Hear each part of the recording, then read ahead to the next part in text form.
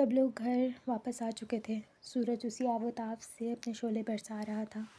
School سے نکلنے کے بعد وہ لوگ یونیفارم کی دکان سے یونیفارم لے کر اور پھر ایک ہوٹل میں کھانا کھا کر واپس آئے تھے۔ سعدیہ بیگم چائے بنا کر لائی تھیں جب سیڑھیوں سے کسی کو اترنے کی آواز آئی۔ آپ لوگ کہاں رہ گئے تھے؟ میں تو کب سے اسکول سے آ گیا ہوں، سجاد افسوس بھری نظروں سے سب کو دیکھ کر پوچھ رہا تھا۔ ہم لوگ وہاں سے نکلنے کے بعد یونیفارم لے کر آئے تھے اور پھر کیا؟ اس نے تڑپ کر برہان سے پوچھا تھا۔ ہم لوگ ایک ہوٹل میں کھانا کھانے لگے۔ ہائے اللہ! کیا کہا تم نے؟ اس کو ہارٹ اٹیک ہی آنے والا تھا۔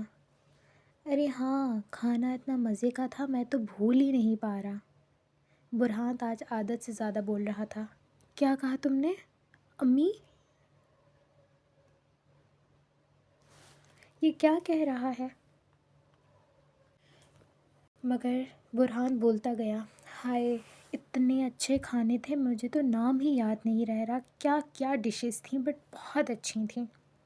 کیا بتاؤں میرے بھائی سجاد، وہاں پہ کیا کیا تھا؟ وہ اپنے ہاتھ سجاد کے کندھوں پر رکھتے ہوئے بول رہا تھا۔ سجاد کی آنکھوں میں نمی آنا شروع ہو گئی تھی اور اس نے نفیسہ کی آنکھوں پر نظر ڈالی تو جو اپنی ہنسی ضبط کرنے کی کوشش کر رہی تھیں۔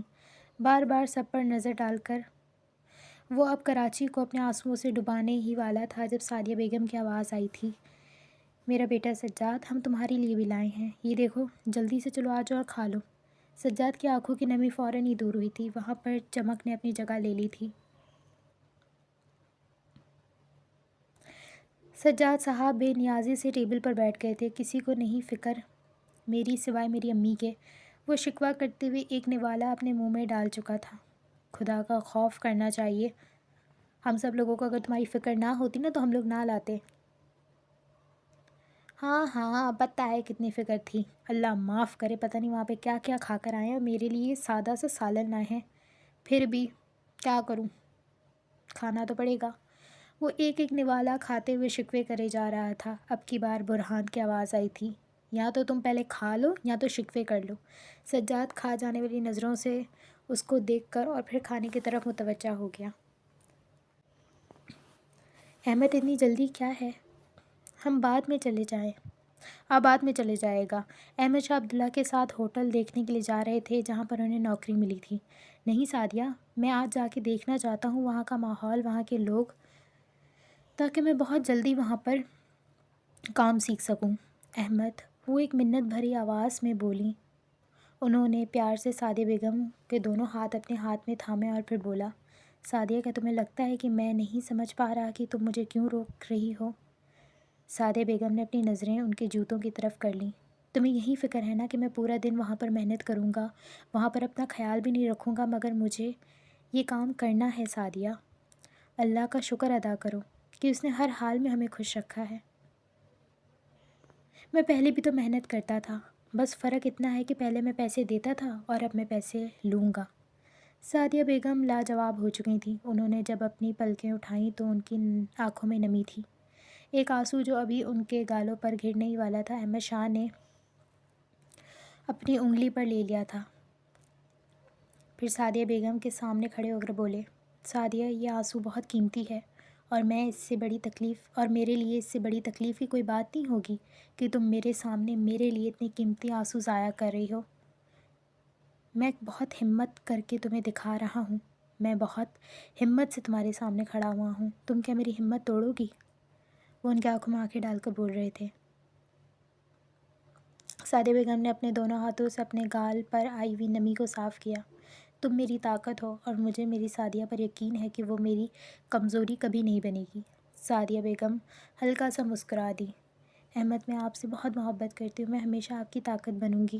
کبھی مجھے آپ اپنی کمزوری بنتا پائیں تو مجھے بتا دیجیے گا، اس وقت سعدیہ خود کو مٹا دے گی۔ الفاظ تھے یا کوئی پتھر، احمد شاہ کو اپنا دل رکتا ہوا محسوس ہو رہا تھا۔ سعدیہ بیگم کو کھونا تو دور کی بات، وہ تو یہ سوچنا بھی نہیں چاہتے تھے، سوچنے سے ہی ان کی سانس رکنا شروع ہو جاتی تھی۔ سعدیہ،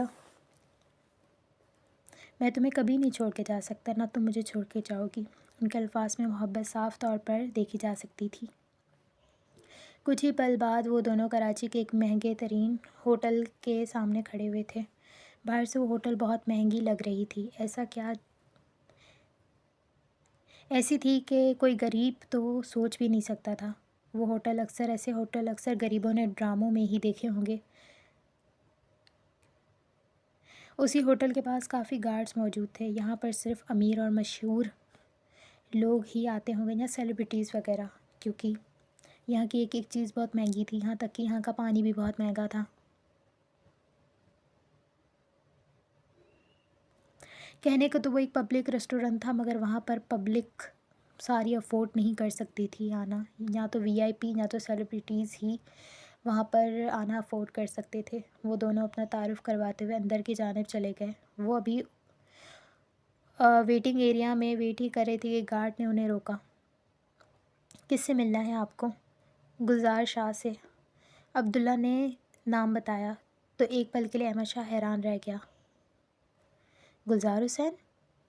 وہیں کس سے ملنا ہے آپ کو؟ گلزار حسین سے۔ عبداللہ نے نام بتایا تو ایک پل کے لیے احمد شاہ حیران رہ گئے۔ گلزار حسین؟ وہ سوچ میں پڑ گئے۔ گلزار حسین تو وہی شخص تھا جس نے احمد شاہ پر جھوٹا کیس کیا تھا کچھ وقت قبل، جب احمد شاہ کے چند امپورٹنٹ میٹنگز کے لیے پاکستان آئے تھے تو وہ لوگ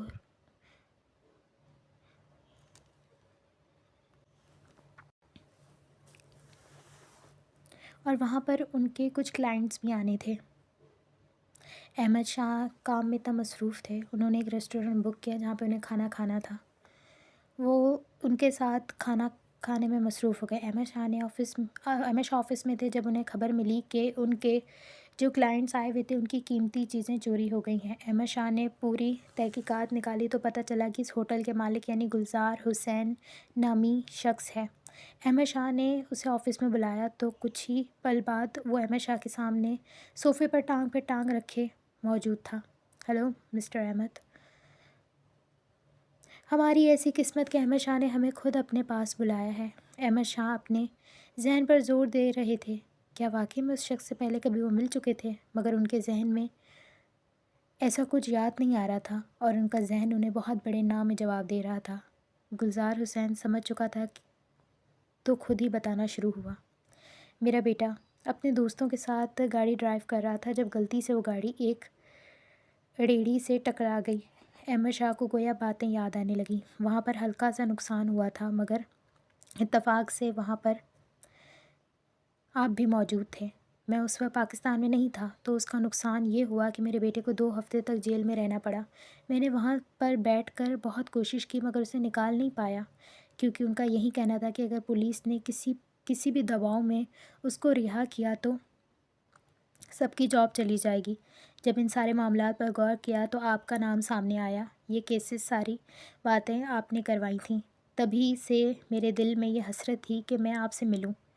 بول آہستہ رہے تھے مگر ان کے لہجے میں سختی واضح طور پر احمد شاہ کو محسوس ہو رہی تھی۔ احمد شاہ کی آنکھیں خشک تھیں، جیسے کوئی تاثر ہی نہیں تھا، اور احمد شاہ پھر بولنا شروع ہوئے۔ پہلی بات تو وہ آپ پر زیادہ زور دیتے ہوئے کہہ رہے تھے آپ کا بیٹا اور اس کے جو دوست سب نشے میں تھے، وہ نشے میں گاڑی چلا رہے تھے۔ ہاں، جوان نسل ہے۔ وہ آگے کچھ بولتے کہ اتنے میں احمد شاہ نے ہاتھ اٹھا کر انہیں چپ کروا دیا۔ میں نے پوری بات سنی ہے، اب میری باری ہے۔ احمد شاہ کے لہجے میں ایک ایسا روب تھا کہ جسے دیکھ کر کچھ پل کے لیے تو گلزار حسین بالکل ہی چپ ہو گیا۔ اور جس روڈ پر وہ ریڑھی کھڑی ہوئی تھی، جہاں پر آپ نے کہا معمولی سا نقصان ہوا تھا، وہاں پر ایک بوڑھا شخص جن کا 9 سالہ بیٹا اس امیر باپ کی بگڑی ہوئی اولادوں کی گاڑی کے نیچے آ گیا۔ وہ تو شکر ہے کہ وہ زندہ بچ گیا، اگر اسے کچھ ہو جاتا تو آپ کا بیٹا جو کچھ دن میں ہی جیل سے رہا ہو چکا تھا، اس کی رہائی کبھی بھی نہ ہوتی۔ ان کی آنکھوں میں غصہ تھا۔ ان لوگوں کو یہ لگا کہ وہ لوگ یہاں سے بھاگ سکتے ہیں، انہیں کوئی کچھ بھی نہیں کہے گا کیونکہ ان کے پیچھے ان کے امیر باپوں کا ہاتھ جو ہے، مگر وہ یہ بھول گئے تھے کہ اگر گناہ کیا ہے تو اس کی سزا ملے گی۔ ان کو کیا لگا غریبوں کے ساتھ ظلم کر دیں گے تو سب کچھ صحیح ہو جائے گا۔ کچھ صحیح نہیں ہوگا، بلکہ جو جرم کیا ہے اس کی سزا ملے گی۔ تو میں آپ کو بتا دوں، تو پہلی بات تو بہتر ہوگا کہ آپ اپنے بیٹے کو سمجھائیں اور اسے ایک اچھا انسان بنائیں۔ اور یہ غلط فہمی آپ کی ہے کہ وہ چھوٹا سا نقصان تھا، وہ کوئی چھوٹا سا نقصان نہیں تھا، وہ نقصان بڑا تھا، ایک غریب کے لیے بہت بڑا نقصان تھا وہ۔ اور ان لوگوں کو کوئی زیادہ فکر بھی نہیں تھی، کیونکہ ان لوگوں کو یہ چیز پتہ تھی کہ ان کے پیچھے ان کے سو کالڈ پیرنٹس بیٹھے ہوئے ہیں، تو یہ غلط فہمی تھی ان کی۔ تو بہتر ہوگا پہلے آپ اپنے بیٹے اور ان کے دوستوں کو یہ بات سمجھائیں کہ انسان کو انسان سمجھیں۔ گلزار حسین کا چہرہ ضبط کے مارے سفید پڑ گیا۔ اور دوسری بات، میں نے اس لیے آپ کو یہاں نہیں بلایا، آپ کے ہوٹل میں میرے کچھ کلائنٹس کھانا کھانے آئے تھے، ان کی کچھ چیزیں غائب ہو گئی ہیں۔ اگر مجھے وہ چیزیں ابھی کچھ دیر میں واپس مل گئیں تو ٹھیک ہے، ورنہ اگلی بار آپ کی ملاقات ہوگی پولیس سے۔ گلزار حسین احمد شاہ کو دیکھتے رہ گئے، اور ان کو پتہ تھا کہ ابھی وہ اس سچویشن میں نہیں ہے کہ وہ احمد شاہ سے پنگا لے سکیں یا کچھ کر سکیں۔ انہوں نے اپنی مٹھی ضبط سے بند کر دی، ان کا چہرہ سفید پڑ چکا تھا۔ جی مسٹر احمد، مجھے پتہ ہے، ہم اپنے CCTV کیمراز اور اسٹاف سے معلوم کرتے ہیں، کیونکہ ہمیں انہی میں سے ہی کسی کی حرکت لگتی ہے۔ آپ کا سارا سامان آپ کو شام تک مل جائے گا، بے فکر رہیں۔ وہ اب وہاں پر نہیں رکے تھے، بلکہ وہاں سے جانے لگے۔ پیچھے سے احمد شاہ کی آواز آئی، اللہ تعالیٰ نے کسی کو کسی پہ ترجیح نہیں دی، نہ کسی امیر کو کسی غریب پر، نہ کسی غریب کو کسی امیر پر، نہ گورے کو کالے پر، نہ کالے کو گورے پر۔ تو ہم کون ہوتے ہیں ان غریبوں میں اور امیروں میں فرق کرنے والے؟ ہم کون ہوتے ہیں ان کو خود سے حقیر سمجھنے والے؟ جو اللہ ہمیں عرش تک پہنچا سکتا ہے، وہیں ہمیں 1 سیکنڈ میں فرش پہ بھی لا سکتا ہے۔ جتنا جلدی ہو جائے سمجھ جائیں تو بہتر ہوگا۔ وہ اتنا بول رہے تھے اور اپنی جگہ پر واپس بیٹھ گئے، اور گلزار حسین آنکھوں میں شعلے لیے باہر کی طرف بڑھ گیا۔ آج احمد شاہ کو سارا واقعہ یاد آ گیا تھا، مگر احمد شاہ چپ رہے، کیونکہ یہ ان کی آزمائش تھی جن پر انہیں کھڑا اترنا تھا۔ انہیں تقریباً 28 سے 29 سالہ آدمی باہر نکلتا نظر آیا اور ان کو اندر آنے کا کہنے لگا۔ احمد شاہ عبداللہ اندر کی طرف بڑھ گئے، سامنے ہی ٹانگ پہ ٹانگ رکھے گلزار حسین چہرے پر ایک فاتحانہ مسکراہٹ سجائے احمد شاہ کو دیکھ رہا تھا۔ اس کی آنکھوں میں ایک چمک تھی، کسی کو ہرا دینے کی چمک، جیسے کہ کوئی برسوں کا خواب ان کا سچ ہو گیا ہو، وہ چمک تھی ان کی آنکھوں میں۔ بیٹھیں آپ لوگ، کھڑے کیوں ہیں؟ وہ ان کو بیٹھنے کا کہہ کر اب سیٹ پر مزے سے ٹیک لگا کر بیٹھ چکا تھا۔ جی، تو آپ ہیں وہ جو یہاں پر جاب لینے کے لیے آئے ہیں؟ آپ کو تو پتہ ہے کہ ہم لوگ یہاں پر آفس میں جاب لینے ہی آئے ہیں۔ اگر ہم جاب لینے نہ آتے تو ہم آپ کے سامنے کیوں بیٹھے ہوتے؟ احمد شاہ بہت صاف گو تھے، اس لیے سیدھا مدعے پر آئے تھے۔ بجا فرمایا آپ نے، مجھے معلوم ہے، تبھی تو میں نے آپ کو یہاں بلایا ہے۔ ان کے چہرے کی مسکراہٹ ان کے ہونٹوں سے جدا ہی نہیں ہو رہی تھی۔ احمد شاہ بھی ہلکا سا مسکرائے اور پھر تھوڑا آگے کی طرف بڑھتے ہوئے کہنے لگے، آپ کو میرے بارے میں یہ سب پتہ ہے، تو بس آپ کو جو پوچھنا ہے وہ پوچھیں، اور مجھے جاب دینی ہے یا نہیں دینی وہ بھی مجھے بتا دیں۔ انہوں نے تفصیل سے بات کرنے کے بجائے مختصر سی بات کی تھی۔ گلزار حسین قہقہ لگا کر ہنسنے لگا، کیوں نہیں، اسی انتظار میں ہی تو تھا کہ میں سید احمد یعقوب شاہ میرے اشاروں پر چلے۔ عبداللہ کو یہ بات ناگوار گزری تھی۔ او سوری، میرا مطلب تھا میرے لیے کام کرے۔ اور دیکھیں آج وہ دن آ گیا۔ احمد شاہ کچھ نہیں بولے۔ میں جاب دینے کو تیار ہوں، مگر میری 2 شرطیں ہیں، اگر مان لی تو یہ جاب آپ کی۔ احمد شاہ نے سوالیہ نظروں سے ان کو دیکھا۔ احمد اور عبداللہ اپنا غصہ ضبط کرنے کی کوشش کر رہے تھے۔ کیسی شرط؟ عبداللہ کی آواز تھی تو احمد شاہ نے اشارے سے انہیں چپ رہنے کا کہا۔ آپ بولیں، میں سن رہا ہوں۔ میری پہلی شرط، آپ کو بات کرنے کا سلیقہ بھی ہے، کسی نہ کسی کو اپنی باتوں میں اتارنا، میرا مطلب ہے کسی کو سمجھانا بھی آپ کو اچھے سے آتا ہے، معذرت کے ساتھ۔ مگر گلزار حسین صاحب، آج آپ کو زیادہ ہی نہیں بڑبڑا رہے؟ آواز عبداللہ کی تھی۔ احمد شاہ نے اس کا ہاتھ پکڑ کے انہیں چپ رہنے کا کہا۔ گلزار حسین نے ایک ناپسندیدہ نظر عبداللہ پہ ڈالی تھی اور پھر احمد شاہ کی طرف متوجہ ہوا۔ تو کھانا تو آپ ہی بنائیں گے؟ میں چاہتا ہوں کہ جو وی آئی پی کلائنٹس یا جو بھی لوگ آتے ہیں ان کو آپ خود کھانا سرو کریں اور ان سے آرڈر بھی آپ خود لیں۔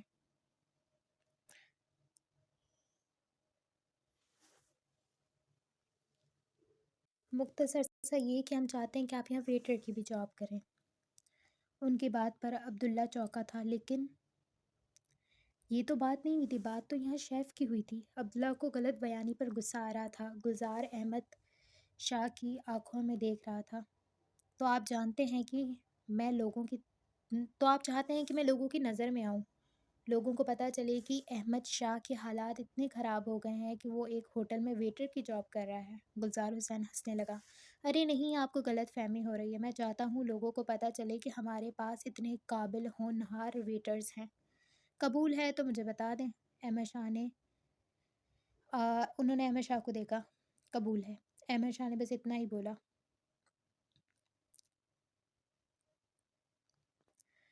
مگر عبداللہ چپ نہ رہا۔ عبداللہ نے کچھ بولنا چاہا مگر احمد شاہ ان کو بولنے نہیں دے رہے تھے۔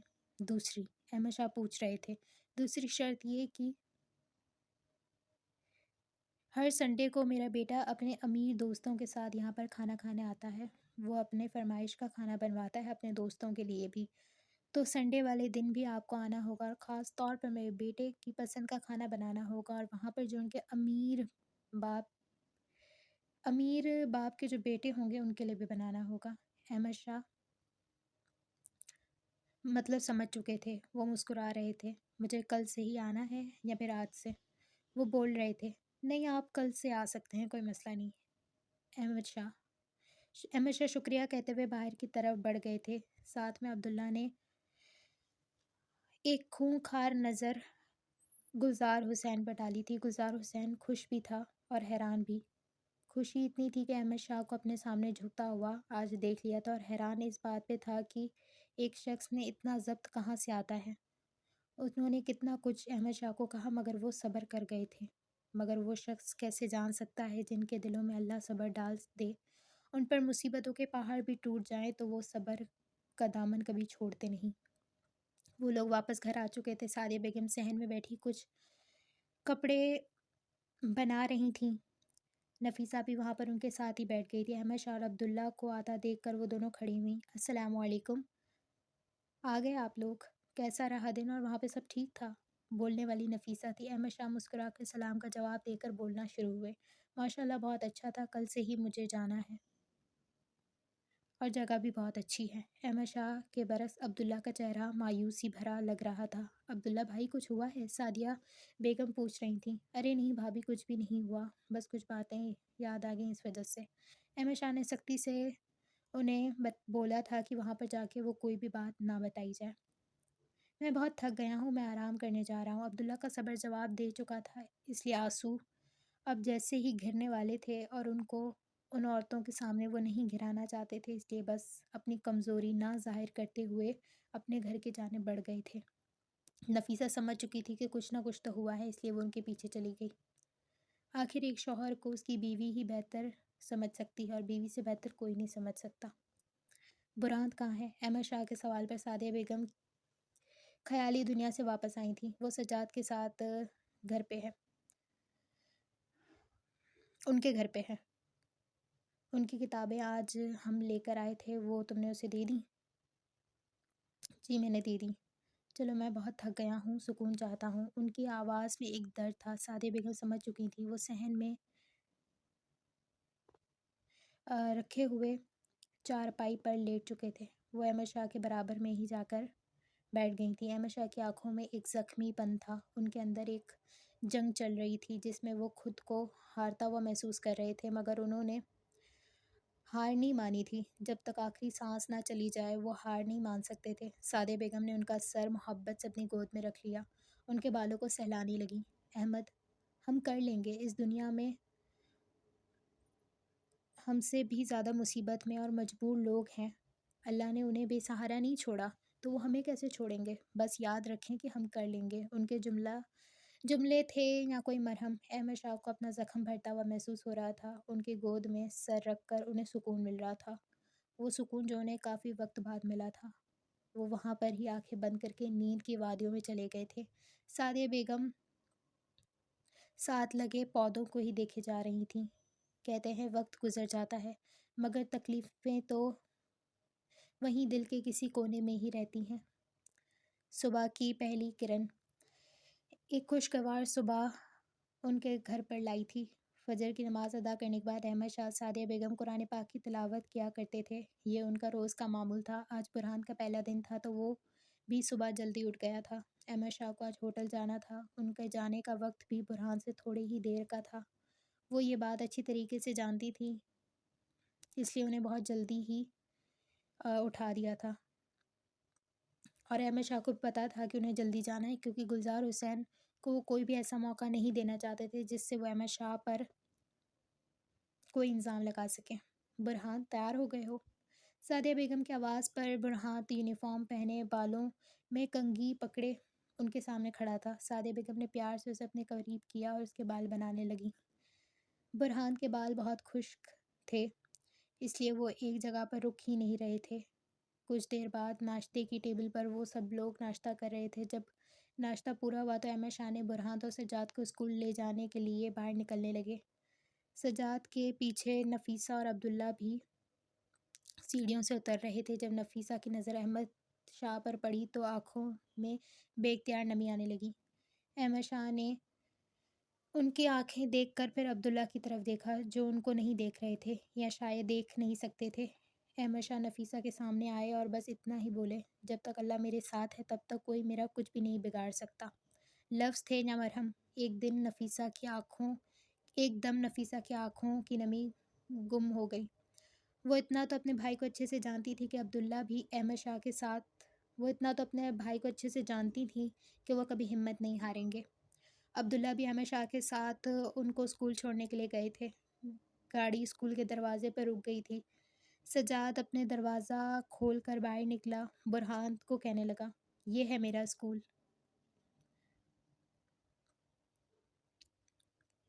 میرا بہت ہی اچھا اسکول، جیسے میں تو اندھا ہوں نا، مجھے تو دکھائی نہیں آ رہا۔ برہان ناگواری سے اسے دیکھ رہا تھا۔ احمد شاہ بار بار دونوں کا ماتھا چوم کر ان کو اسکول کے گیٹ تک چھوڑ کر چلے گئے تھے۔ گھر سے نکلتے وقت بھی سعدیہ بیگم نفیسہ نے دعا دے کر بہت محبت سے ان دونوں کو اسکول بھیجا تھا۔ البتہ وہ محبت پہلی بار سجاد کو محسوس ہوئی تھی، کیونکہ اس کو یاد ہے کہ جب اس کا اسکول کا پہلا دن تھا تب دعاؤں کا تو پتہ نہیں، پر نفیسہ نے اتنا ضرور کہا تھا کہ میں اسکول میں پہلے ہی کہہ کر آئی ہوں، اگر تم نے کوئی بھی شرارت کی تو 2 لگائیں کان کے نیچے، میں کچھ بھی نہیں کہوں گی، ہماری طرف سے اجازت ہے، اس کی ہڈیاں بھی توڑ دیں۔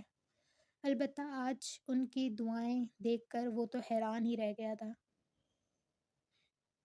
کیونکہ جسے ہر وقت ذلیل ہونے کی عادت ہو، جب عزت دے دی جائے تو عزت راس نہیں آتی، اور اس بیچارے کو واقعی میں عزت راس نہیں آ رہی تھی۔ وہ دونوں اندر کی طرف جا رہے تھے۔ سجاد نے برہان کا ہاتھ پکڑ لیا۔ برہان نے ایک دم ہاتھ چھڑوایا تو سجاد غصے سے بول اٹھا، غضب خدا کا، تم تو روٹھی ہوئی محبوباؤں کی طرح مجھے نخرے دکھا رہے ہو۔ برہان نے مکمل نظر انداز کرتے ہوئے آگے بڑھنے لگا۔ برہان ادھر ادھر نظر پھیر کر اسکول کو مکمل طور پر دیکھ رہا تھا۔ کچھ ہی قدم جانے کے بعد ایک کلاس کے باہر وہ دونوں رکے۔ وہ ان کی کلاس تھی۔ اندر گئے تو سامنے بہت سارے لڑکا لڑکیاں بیٹھی ہوئی تھیں۔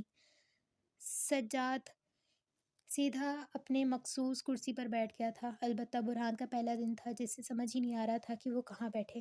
سجاد نے اسے اشارہ کیا تو اپنے برابر میں بیٹھ جاؤ۔ برہان وہاں پر بیٹھنے ہی لگا تھا کہ ایک لڑکا سجاد کے برابر میں آ کر بیٹھ گیا۔ سجاد نے کھا جانے والی نظروں سے اس لڑکے کو دیکھا تھا۔ تمہاری شکل اچھی نہیں ہے، روز میرے سامنے آ کر کیوں بیٹھ جاتے ہو؟ وہ لڑکا دانت نکالتے ہوئے بولا، کیونکہ مجھے تمہاری شکل اچھی لگتی ہے۔ اور اس کی بات پر سجاد نے منہ بنایا۔ لا حول ولا قوت۔ اس کے تن بدن میں آگ لگ گئی تھی۔ دل چاہ رہا تھا اس کا سر پھاڑ کر دیوار میں دے مارے، مگر وہ مجبور تھا۔ برہان وہیں دیکھے جا رہا تھا جہاں ایک لڑکی اپنے برابر والی سیٹ پر اشارہ کر رہی تھی تو جیسے سجاد کا دل بند ہونے لگا تھا۔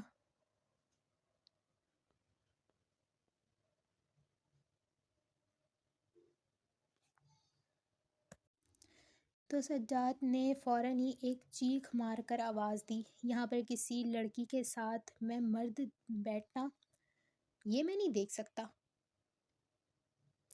وہ اپنے ہاتھوں کو اپنی آنکھوں پر رکھتے ہوئے بند کر چکا تھا۔ برہان نے اس کی اس حرکت پر ہلکا سا مسکرایا۔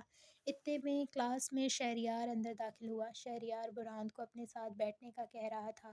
برہان نے بھی اس کے ساتھ اس بات میں سر ہلایا اور چپ چاپ اس کے ساتھ بیٹھ گیا۔ سجاد سامنے بورڈ کو ہی دیکھ رہا تھا، جب اپنی تھوڑی سی نظر گھما کر اپنے برابر میں بیٹھے لڑکا جو دانت نکال کر اسے دیکھ رہا تھا اور ہنس رہا تھا اسے دیکھ کر بولا، یا اللہ، میں نے کون سے گناہ کیے ہیں جس کی سزا ان لوگوں کی صورت میں تو مجھے دے رہا ہے؟ میں تیرا نازک بندہ ہوں، مجھ پہ رحم کر۔ ابھی وہ اپنی ہی دعاؤں میں مصروف تھا جب سارا کلاس میں آ چکی تھی۔ اس نے اپنی انگلی سے اس لڑکے کو اٹھنے کا اشارہ کیا تو وہ بغیر کچھ کہے وہاں سے اٹھ گیا۔ آخر وہ پرنسپل کی بھتیجی تھی، اتنا تو اس کا روب چلتا تھا۔ سجاد نے جیسے ہی اپنی دعاؤں سے فارغ ہو کر گردن گھما کر سارا کو اپنے برابر میں بیٹھا دیکھا تو اسے خوشی محسوس ہونے لگی اور اس نے فوراً شکر ادا کیا تھا۔ ہائے، شکر ہے میری بہن تم آ گئی۔ سارا نے بس ٹھیک ہے والی نظر سے اسے دیکھا۔ انہی کے ہی پیچھے برہان اور شہریار بھی بیٹھے ہوئے تھے۔ کچھ ہی دیر بعد کلاس میں ایک سر داخل ہوئے۔ آتے ہی سب سے پہلے اس کی نظر برہان پر پڑی تھی۔ برہان ادب کے ساتھ کھڑا ہوا اور اپنا تعارف کروانے لگا۔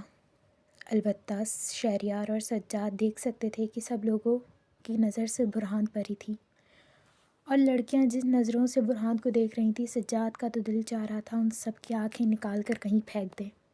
تھوڑی دیر بعد جب کلاس ختم ہوئی تو ایک لڑکی سجاد کی طرف آئی اور پوچھنے لگی، ہائے سجاد، تم نے بتایا نہیں کہ یہ لڑکا کون ہے؟ بھائی ہے میرا۔ وہ بس اتنا ہی بولا تھا۔ لڑکی سامنے سے ہنس پڑی، کیا مذاق کر رہے ہو؟ تم دونوں کی شکل بھی نہیں ملتی، کہاں تم اور کہاں وہ؟ اپنی نظروں کو چھوٹی کر کے برہان کو پیار والی نظروں سے دیکھتے ہوئے بولی، کہاں وہ؟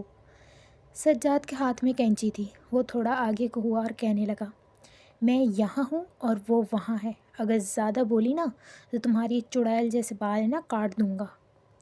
وہ اتنا سنجیدگی سے بولا تھا کہ ایک پل کے لیے وہ لڑکی تو سچ میں ڈر گئی تھی اور چپ چاپ اپنی جگہ پہ جا کے بیٹھ گئی۔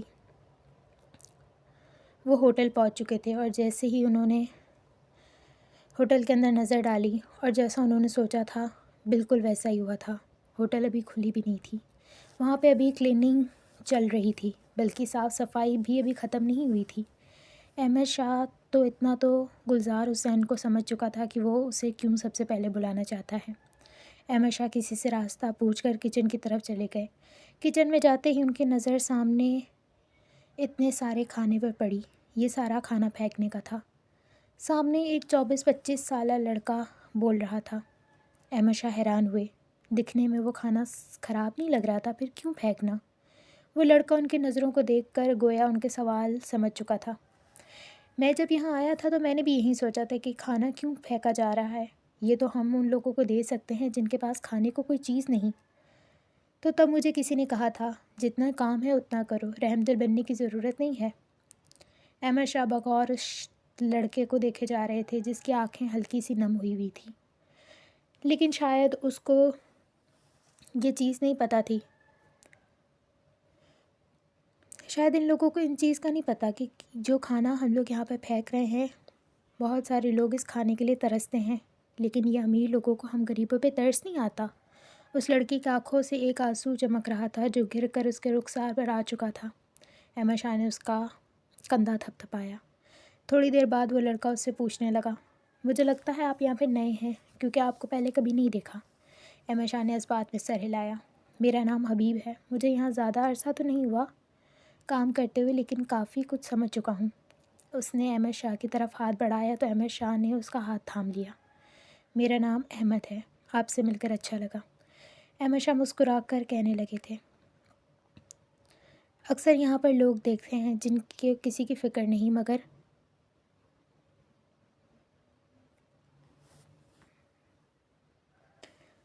اور یہ کھانا پھینکا جائے۔ کسی کو کوئی فکر نہیں، نہ کسی کو پرواہ۔ مگر ابھی تھوڑی دیر پہلے آپ کو دیکھا اور آپ کی نظروں میں جو افسوس دیکھا، میں سمجھ گیا آپ بھی میرے جیسی ہی سوچ رکھتے ہیں، اس لیے میں آپ کی طرف چلا آیا۔ اس نے تفصیلاً جواب دیا تو احمد شاہ اس کے سارے معاملات سمجھ کر ہلکا سا مسکرائے اور آگے کے معاملات پوچھنے لگے۔ وقت گزرتا جا رہا تھا، بریک کا وقت ہو گیا تھا۔ آج برہانت اور سجاد کھانے کے لیے لنچ لائے تھے۔ سجاد ایک سینڈوچ لایا تھا اور وہ برہان کے ساتھ بیٹھ گیا۔ چند منٹ ہی نہیں گزرے تھے کہ شہریار اور سارا بھی وہاں پر آ چکے تھے۔ وہ سب لوگ لنچ کھول کے ایک دوسرے کے سامنے رکھ رہے تھے تو ایک پل کے لیے برہان چونکا۔ کل یہی لوگ تھے جو آپس میں لڑ رہے تھے اور آج؟ سارا مسکراتے ہوئے برہان کو کہنے لگی، برہان بھائی یہ کھانا آپ کھائیں، میری امی بہت اچھی بریانی بناتی ہے۔ برہان کچھ نہ بولا، بس چہرے پر ہلکی سی مسکراہٹ لا کر اس بات میں سر ہلایا۔ ہم لوگ بہت لڑتے جھگڑتے ہیں آپس میں، مگر آخر میں ہم سب لوگ ایک ہو جاتے ہیں۔ شہریار گویا برہان کی الجھن سمجھ چکا تھا، اس لیے وضاحت دینے لگا۔ برہان کو بھی سمجھ آ چکا تھا کہ وہ سب لوگ آپس میں بہت اچھے دوست ہیں، چاہے دور بھی ہو جائیں مگر ایک دوسرے کی فکر کرنا نہیں چھوڑ سکتے۔ وہ چاروں لوگ اس پیڑ کے نیچے بیٹھ کر ہنستے مسکراتے باتیں کر لنچ کر رہے تھے مگر وقت ایک جیسا نہیں رہتا۔ مگر گویا یہ بات ان لوگوں کے ذہن میں اس وقت تھی ہی نہیں کہ وقت ایک جیسا نہیں رہتا۔ اسکول کا وقت اب اختتام کو پہنچا تھا۔ عبداللہ، برہان اور سجاد کو اسکول لینے آئے تھے۔ جانے سے پہلے سارا، شہریار بھی ان سے ملے تھے۔ گاڑی اپنے راستے کو تھی جب برہان نے سوال کیا، بابا کہاں ہیں اور وہ کہاں جاب کرتے ہیں؟ ایک پل کے لیے عبداللہ چونکا اور پھر سنبھل کر جواب دیا، برہان بیٹا وہ ایک بڑی سی ہوٹل میں کام کرتے ہیں۔ سجاد اپنا سر شیشے کے باہر نکال کر روڈ کو دیکھ رہا تھا، تو کیا وہ وہاں پہ مینیجر ہیں؟ عبداللہ کو سمجھ نہیں آیا کہ وہ کیا جواب دے۔ انہوں نے ہلکا سا سر ہلایا تو برہان آگے بولنے لگا، انکل عبداللہ انکل مجھے بابا کے ہوٹل جانا ہے، مجھے ان کا ہوٹل دیکھنا ہے۔